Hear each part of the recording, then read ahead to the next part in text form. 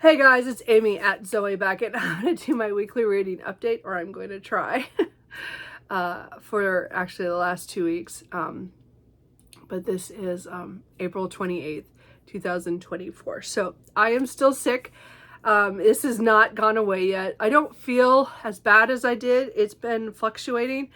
I was really sick last weekend, the couple days before that, Thursday and Friday, and then Saturday and Sunday I was really bad off. I went to work all week, but Wednesday I nearly went home because I was so sick. And then I somehow made it through. And then I thought, oh, Thursday I'm gonna have to call off again, and I was pretty bad off. And but when I woke up Thursday, I felt a lot better. So it's fluctuating. I don't quite know what I have. I did test negative the weekend before. I haven't tested it again, but I'm just like tired of being sick. Anyway, so I'm gonna try to do kind of what talk about what I've read. I don't have much thoughts of what's going on soon. I will have my TBR up probably on Tuesday if I can film that as well. We'll see how I feel. Okay, not doing so hot. Anyway, so let's just quickly talk about the books that I read in the last 2 weeks, what I'm in the middle of right now, and what I'm going to read in the next week. And again, it's only one book that I know of for sure because it's a buddy read that I pushed off because I've been sick. Anyway, so I don't know. I think I said I was going to read Brri by Katie Robert when I went on my vacation. So, because again, I filmed earlier the week before that. This half of the month has not been good to me. I don't remember for sure if I've said anything about this. This is book 2 in the Sabine Valley series. This is a series that Katie Robert started that's connected to her Villains series, the one with Desperate Measures and Learn My Lesson and that. Some of the characters or the place was mentioned in some of the later books in that series, and then this was supposed to continue on, but that's when her writing kind of changed because she got picked up by traditional publishing, and then she's had to drop this series. So this is kind of mafia-ish, you know, sexy times. So Brri is book 2. Sorry, Cooper is found a bookmark and he is now playing with it on the ground there. So Brri is the second book. Abel was the first book. I read it last May and I just never got around to book 2, and so I finally picked it up in order to finish it, trying to do it for the TBR Clear Out, which again I was participating in, that's put on by Katie at Books and Things this month. So I've tried to read stuff off my shelf, because again, I do read stuff off my shelf, but just not enough considering how many books I own. So anyway, this was one that I wanted to finish or catch up on this series because she has abandoned this at this time, and she might come back and finish it way in the future, but right now I kind of figure this is not a series that's important at all. I didn't like this one super well. I mean, it was fine. It was a fine, you know, story that connects to Abel, and again, it's about a family. It's kind of off the 7 Brides for 7 Brothers, where a family, I don't remember what the time frame was. Was it 10 years ago or whatever? I don't remember how many years ago it was.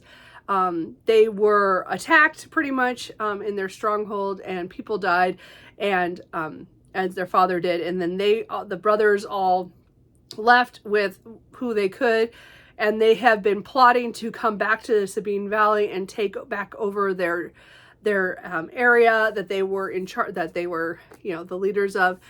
And book 1 is pretty much setting that up, of getting them all back in a kind of a loophole kind of situation. So book 2 is, so they have it where in that book, all the 7 brothers take brides, or people who are kind of hostages for the year and a day, kind of hand fasting kind of thing, with members of the main families of the other leaders of the town of this Sabine Valley. Anyway, roundabout way to say is that this is book 2 following Brri, and he his bride is the heir to the oh, I just went out of my head what she was. Oh no, what is she? Amazon, the Amazon faction. So she is next in line. So she, again, was too young when all the bad stuff went down. Or, you know, she was in her teens, so she wasn't involved with any of that. So, but they do not get along. Like, she pushes his buttons and he is just doesn't want to deal with it. And then his best friend Shiloh gets kind of forced in this because he and her have both really liked each other for years and just have never crossed the friends barrier. And then this kind of shakes things up. And Shiloh has her own backstory. They all have things that happened in their past, kind of thing. It was a good Katie Robert, not my favorite. Again, it's sad that the series, I don't get to know what happens with the other brothers, because you get little glimpses because the books kind of take place at the same time. The first Abel and this one, there's some crossover of things happening, and then it kind of shoots forward, and then you're more into this book, and then, but you still get that beginning part when they first meet. It's just interesting. Anyway, I'm glad I read it, but not my favorite of her stuff. It was just a fun ride at the time, and I listened to that. I think I listened to that on audio. Now I can't think. I'm sorry. I can't remember. Yeah, I'm pretty sure I did. I then went on to do Imprudence, which is a book that's been on my TBR since it came out. This is book 2 in the Custer Protocol series. Yeah, this came out in 2016. I actually went and saw Gail Carriger here at the Powell's Cedar Hills location and got it signed. I have several of her books signed from when I was living in California, so this is one that I got when she came here to Oregon when I lived here. Anyway, so this is book 2 in the Custer Protocol series. I have read book 1 a couple of times trying to get myself to read this series, and I don't know why I kept stopping, but I finally got to this book and I really enjoyed it. So this is steampunk, urban fantasy, kind of Victorian times, but with, steampunk elements and werewolves and vampires and other things.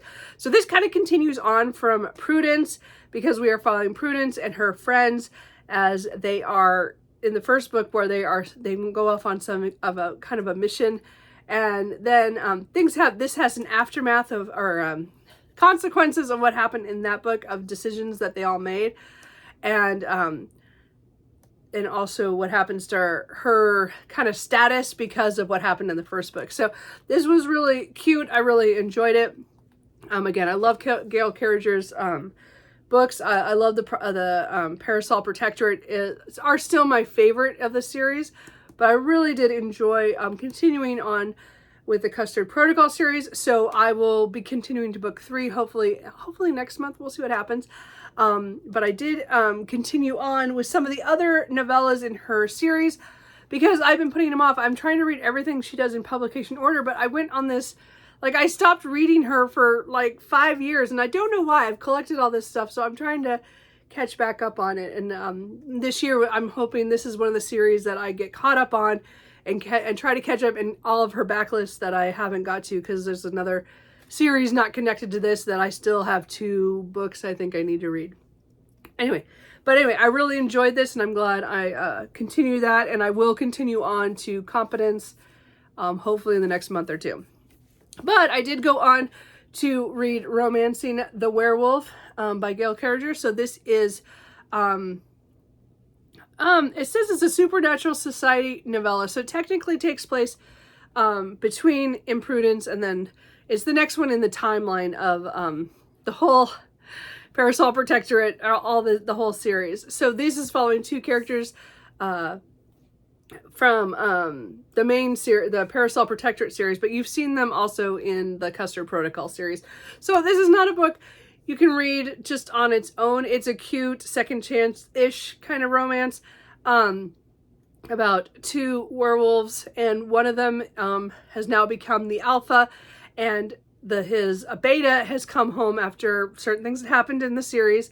So he comes back after 20 years, and it's kind of them reconnecting and then kind of working on the pack because things have changed in the last year. So it was really cute. I really enjoyed it. I wish I hadn't waited so long to get to it, because I do love these characters and I love this world. So I did read that.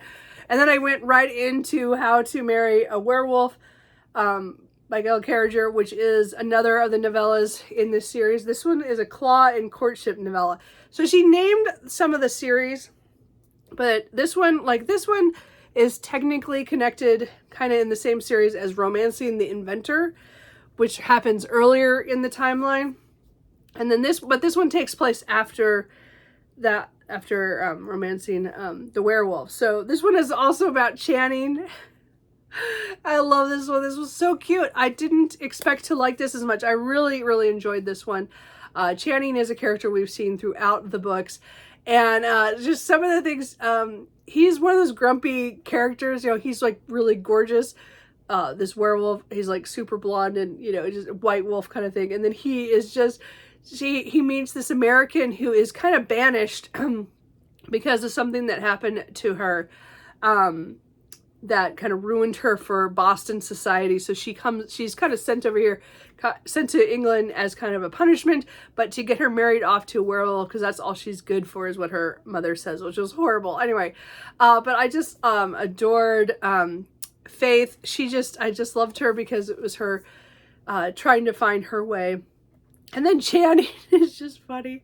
But it was a cute courtship because it didn't start out that way. They were trying not to like each other, but you know, in the end they did. I really enjoyed it. It was a fun one, and I'm glad I continued. As I said, so now I can read Competence, because that's the next one in the timeline. And then there's another novel, Radiance. I don't remember how you say the word. Anyway, and then there's one more novella that I need to read that's technically part of another series, part of her finishing school series, but it takes place after, I think, the last book. We'll see. I'm getting closer. I'm almost done with that series, so I have a couple more left of that. And then, let's see here. I think actually I finished something else before that. Hold on. So I finished those. I did finish something else in between, but so actually I got sick after I finished Imprudence, and then it took me a while to get to Romancing the Werewolf, and I also read or listened to Demon Daughter by Lois McMaster Bujold. So I've been, this is the Pendrick and Desdemona novellas. She brought out another one unexpectedly this year. I wasn't expecting it. I think the last one was 2021. And last year I'd finished this series. I started it and completed the 11 books in the series. So number 12 came out. Was not expecting it, but I saw it, and so I waited till the audiobook came out by Grover Gardner, I think is his name. Anyway, really well done. I really love these. These are fantasy novellas following Pendrick, who has a demon, Desdemona, who is attached to him, and it's their kind of story. And this actually takes place in the timeline near the, you know, it's not, it wasn't one that went back in time. This one is actually in the timeline. Like I went publication order though, you know, so I didn't read it the timeline wise in this one, but because I usually go publication order on pretty much everything I read. So anyway, I really liked Demon Daughter. It went in a direction I didn't expect it to.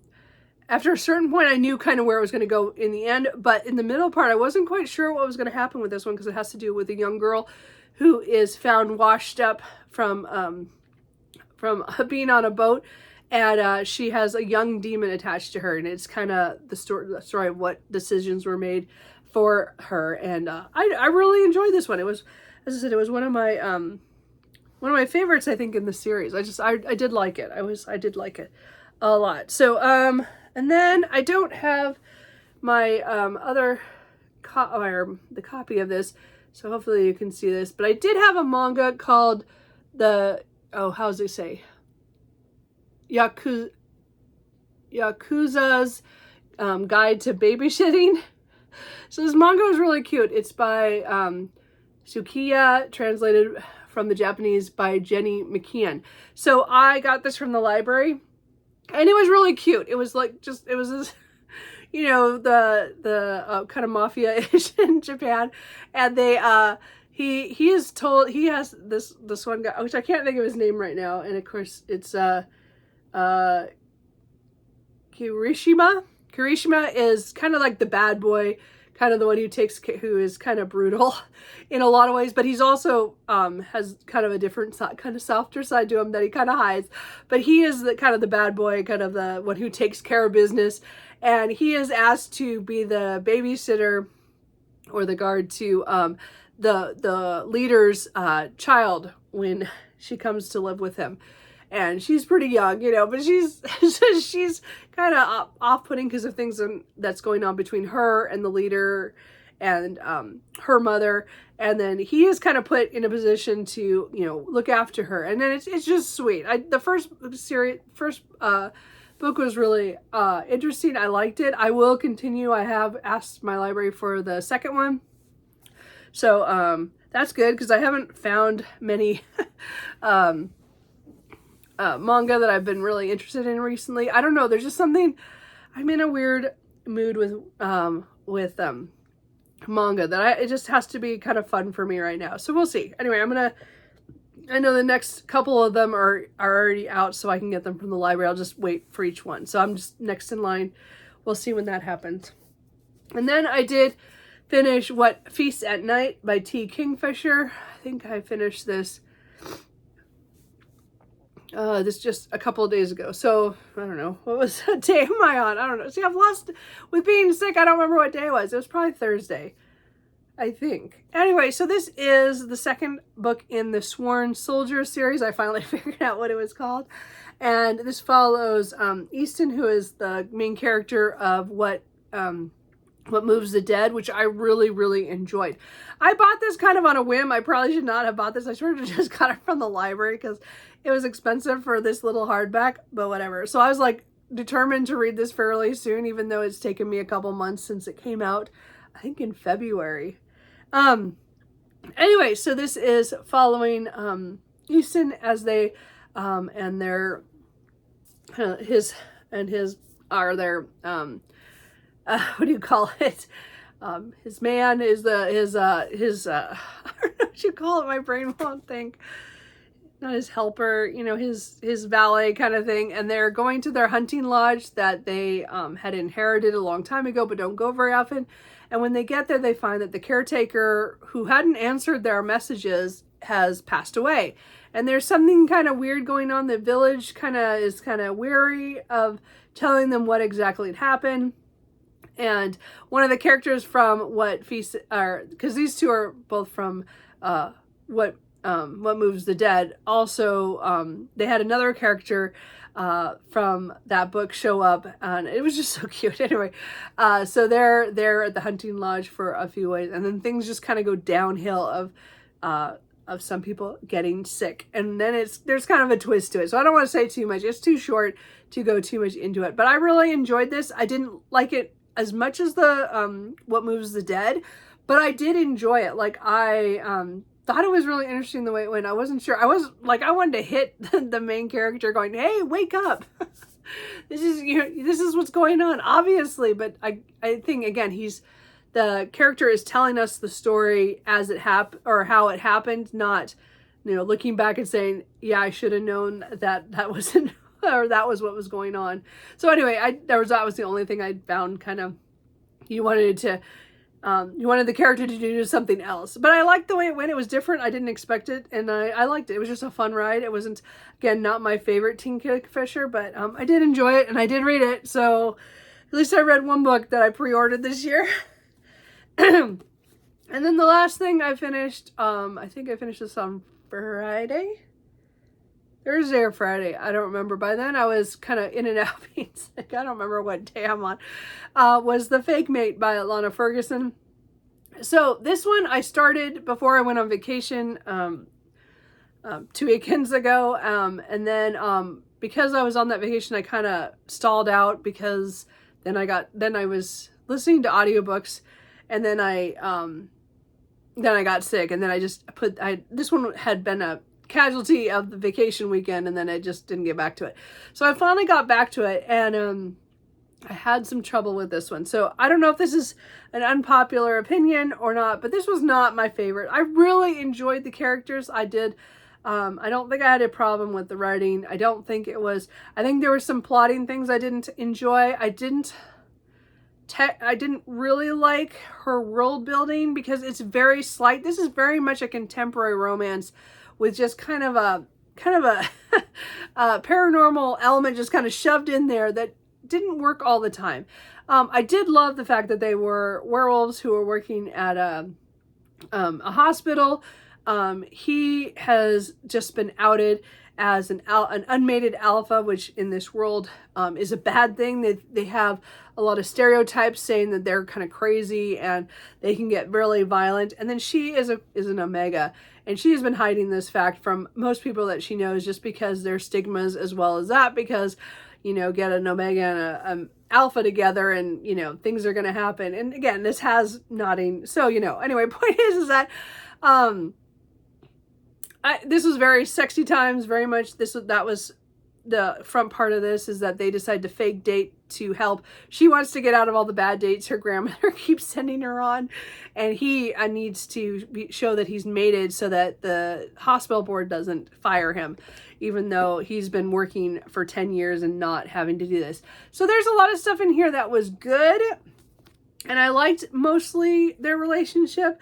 I like that we got both of their point of views. I know when I first started this, I compared it to the Love Hypothesis, which I still do in a little ways, except that this one has both their POVs, which I think is a bonus. This one, I like having his POV through stuff, and it was, you know, I did really like him. He was definitely that gruff character who kind of, you know, is kind of puts people off because he doesn't want to get involved in stuff for his own reasons. So I did, and I like the way that she brought him out, and people actually started seeing him as human, not this, you know, the guy who rules cardiology and everything. Anyway, there were some good things about this. I actually found myself in the end starting to skim, and there was a couple scenes where I was just like, oh no, don't do that. Oh, please don't do that.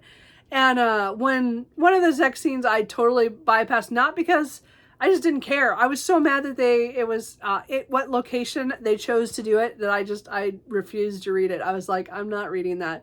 And then I liked the way it wrapped up. I liked a lot of things about this, but it was not an overall great read for me. I think that there was a lot of good things in here. I think a lot of people will enjoy it. I read so much paranormal romance and urban fantasy that has, you know, the shifter stuff in it, that I feel like this was just so, like, just kind of, it's a main part of it, but it's also just, the world building is so light for me. It was all too light. Like, it was just too light, and it was so contemporary. And so I think some people who like contemporary romances, who just want a flavor of an urban fan, you know, or a little bit of that paranormal romance stuff in there, they'll enjoy this more than I will. But because I am such a big reader of urban fantasy, paranormal romance, this just didn't do it for me. And again, even when my reading more contemporary romances, this just it just didn't do it for me, I guess is what I want to say. So this was kind of sad that this didn't work for me, but I'm glad I at least read it, because I did buy it end of last year. Yeah, I bought it at Pals. Anyway, so I did get that, and I did finish that. So that was the last thing I finished. So, I mean, again, really good. So I'm just going to quickly talk about the ones I'm in the middle of. I'm in the middle of Archangels Lineage by Nalini Singh. This is book 16 in the Guild Hunter series. As we know, I reread the whole series in March and early April in order to be ready for this. So I am, I'm 150 pages in, so I'm over a third. I'm pretty, far. I didn't make it to the halfway mark last night. I just couldn't read much. I'm still, as I said, I'm still not perfect. I took a really long nap yesterday afternoon. I did go out for, independent bookstore day. I did get this shirt from Pals, or I bought it ahead of time. Anyway, so I did buy a couple books yesterday. That was the only outing I had yesterday, because I'm trying to stay in. And today, the only outing I went and got coffee. So I hope to read more of this today. This was just released on Tuesday. So again, it's a pre-order. This book sucks though. Like, look how it's falling apart already. I barely read this, so I might take this back to Barnes and Noble, because I pre-ordered it from there, or email or message them. I don't know, but that's ridiculous that it's already fallen apart. I barely read this, and I'm not hard on my books at all. So not happy about the binding. But I love the book so far. Again, it's so far into the series. This is a series about angels, archangels, vampires, and those humans who are called guild hunters who hunt down rogue vampires. And it's, again, the series is long, and this actually has a time jump, which I should have known was coming, but I didn't, because the way the last couple books have been. But this one's back with our main characters, Elena and Raphael, and I just adore all the cast of characters. But of course, things are going down, bad things are happening, and there is some emotional stuff already going on so far. So I'm really excited to get back to this today, and I'm hoping to finish today or tomorrow. So we'll see how that goes. I did start Filthy Rich Vampire by Geneva Lee on Friday, so I did get pretty far. But then when I got home, Archangels Lineage was there, so I switched. Well, I didn't read anything Friday night because, again, I was feeling fine but not great. So anyway, I'm about 150 pages in this one as well, so I will come back to this after I finish that. This one is fake dating with a vampire and a young woman. So this one, I'm kind of on the fence still on this one. I like Julian. He is a very old vampire who has been woken up after a 39-year nap. So that because he just didn't want to deal with the apocalyptic stuff going on in the 80s. He goes, takes a nap. They wake him up and say he has to take part in this thing called the rites. And it's kind of like getting the older vampires to take on familiars or a lover in order to have children. And his mother he is now the oldest of his siblings, and so now she is focused on getting him married or him going through this, so it's his turn kind of thing. And he is not happy about this, and he meets Thea, and she is a celloist who is at this convention center that they had this party at, and things go completely wrong, and so they get kind of entangled with each other. And he has just now convinced her to he will pay all her bills off. Her mother had a lot of medical bills and her schooling bills, and so because she's just about to graduate from music school, he will pay everything off if she will fake date him to get through this ritual thing. Anyway, so we are at the first party after that happened. And again, so far it's fun. I'm not too seriously in love with it. I don't hate it. I just, it was easy to put it down for one of my most anticipated books of the year. So don't take it as I wasn't enjoying this. Is more of just, this was calling to me more because it's one of my most anticipated books of the year, because by Nalini Singh. So anyway, so I will get back to that probably after that. But I hope to get those both done by the end of the month. And then tomorrow, I'm going to start my buddy read with Tea and All the Books for The Rose Garden by Susanna Kearsley. I asked her to push it off a week due to my being so sick. I'm so glad I did, because I got so much sicker, midweek again. And it would just, I don't know if I would have remembered anything. I'm feeling a lot better now mentally, so we should be able to do this. So we're going to do this. I don't remember much about this one, except it has to do with the Rose Garden. And I think there's time travel, or there's ghosts of some sort. Susanna Kearsley has a really cool way of doing doing fiction, like contemporary with some historical fiction flashbacks. And sometimes there's kind of a magical realism there's something weird going on, something speculative. I've really enjoyed a lot of her books. There's only been one I didn't like. And this is just the next one I'm trying to read all of her backlist. I'm still so behind. But The Rose Garden, I know, is one that a lot of people have talked about. And Tia had said she was going to, did I say Tia in all the books? I meant to say Tia at Genres and Journals. I'm going to remember someday. Sorry, Tia. Anyway, that she was going to read this for her spring TBR, I believe. So anyway, so we're going to read that. I'm hoping it goes well, because I hear this is one of some of people's favorite Susanna Kearsley. Mine so far is still Winter Sea, which is the first one I read of hers. But there's like 3 or 4 other ones that I really, really love. That just happens to be my favorite still. Anyway, so we're gonna read that. And then I don't know if I'm gonna I stopped listening to audiobooks when I got sick, and I haven't picked up anything since. I've actually, a lot of my Libby ones have come through and I can't listen to them. So I've had to give back a few and re-get on the hold because I can't listen right now. So we'll see what happens. So that is it. I don't know how my reading will go this week. I mean, I'm gonna do my buddy read and try to finish those 2 books, and then I don't know what I'm gonna read. I'm looking across the way at my huge May TBR. I will have again that out on the April 30th or the Tuesday. If I can, my voice will last long enough for me to film. So anyway, that's kind of it. I hope you guys are doing better. I hope none of you got this stupid spring cold. I wasn't the only one who got it, although I got it pretty bad. A lot of people had it just for a few days, but it's just not going away, and I'm trying to stay, bundled up, stay away. I've been having NyQuil for many too many nights, but it's the only way I sleep. Anyway, I think that's kind of it. Okay. Anyway, if you guys, what are you guys doing? How are you guys reading? How was your April reading? Because again, mine I did okay, and then I kind of fizzled out there at the end. I was really hoping to get a lot more off of my TBR, than I did, but I did read a lot of stuff that I'm really glad about, and making some dents in some series that I'm reading. Not enough, but we're working on it anyway. And I did buy a lot of books this month. I think it's partially because I was sick, and partially because I missed a library book sale, so I let myself buy online a lot of books. So I didn't do so hot on that. So that's a whole nother thing. That'll be next week. I'm not gonna worry about that right now, but just know I bought too many books this month too. So anyway, I will talk to you guys later, probably on Tuesday, as I said.